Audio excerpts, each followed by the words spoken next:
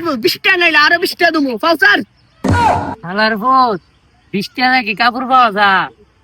আব্বা 20 টাকা তো কাপড় পাওয়া যায় না। আব্বা 20টা না হইলে 20টা হাতে আর 19,900 টাকা ভাই তে হয়ে যাবো গা। এই স্যার স্যার গোলামের ফুটাই